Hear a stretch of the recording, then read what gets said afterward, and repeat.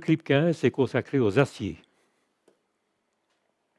Qu'est-ce qu'un acier? Un acier, c'est un alliage composé principalement de fer et de carbone, dans les proportions comprises entre 0,02% et 0,67% de carbone en masse, c'est-à-dire en quantité de matière.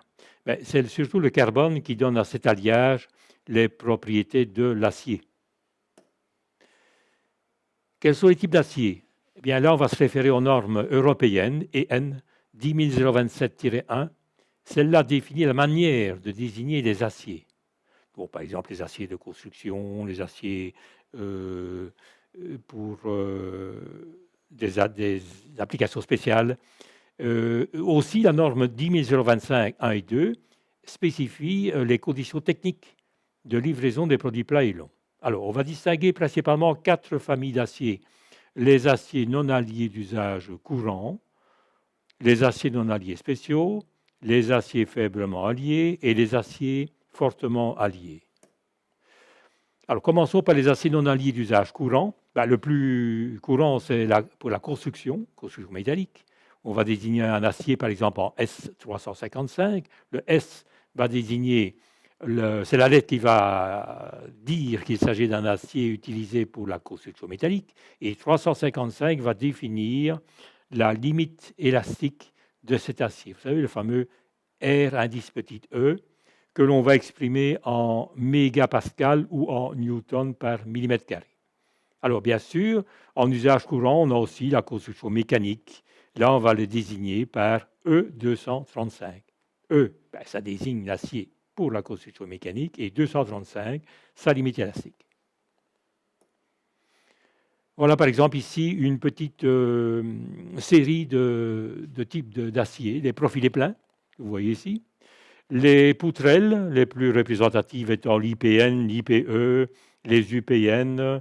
Vous n'avez pas ici les HEA, etc., HEB, mais c'est aussi un type de poutrelle que l'on utilise fréquemment. Les profilés creux, les tôles laminées ici, vous voyez, et les bobines d'acier. Deuxième famille, les aciers non alliés spéciaux. Là, on les utilise principalement pour les ressorts, les arbres et les forêts. Par exemple, C45. C'est un acier dont la teneur en carbone est de 0,45%. C45. C désignant, bien sûr, cet acier utilisé pour les ressorts des arbres et des forêts. Ensuite vient la famille des aciers faiblement alliés. À partir du moment où on ajoute d'autres éléments, on va parler d'aciers alliés, qui sont surtout utilisés pour leur haute résistance mécanique et aussi à l'environnement, aux conditions d'environnement. Par exemple, le 36 NiCrMo16, c'est-à-dire un acier constitué de nickel, de chrome et de molybdène, 0,36% de carbone, 4% de nickel, 1,8% de chrome et 0,25% de molybdène. La dernière famille, les aciers fortement alliés, là, dans ce cas-là, au moins un élément d'addition est supérieur à 5% en masse. Ce sont des aciers surtout utilisés dans l'aéronautique. Et ce sont des aciers à outils, des aciers à très haute résistance. Par exemple, X2CrNi189, donc principalement composé de chrome et de nickel, 0,03% de carbone, 17,5 à 19,5% de chrome et 8 à 10% de nickel. C'est un acier inox qui résiste bien sûr à la corrosion en milieu naturel, aux produits alimentaires et aux produits agroalimentaires. Ici, vous voyez par exemple une dénomination reprise dans un catalogue de fourniture de matériel d'acier. La référence est bien sûr la norme européenne, EN 10025 de 2019. C'est un acier S355, on sait pourquoi, acier de construction, limite élastique 355 newtons par millimètre carré. J2 désigne qu'il s'agit d'un acier dont les caractéristiques mécaniques permettent de travailler à moins 20 degrés centigrades.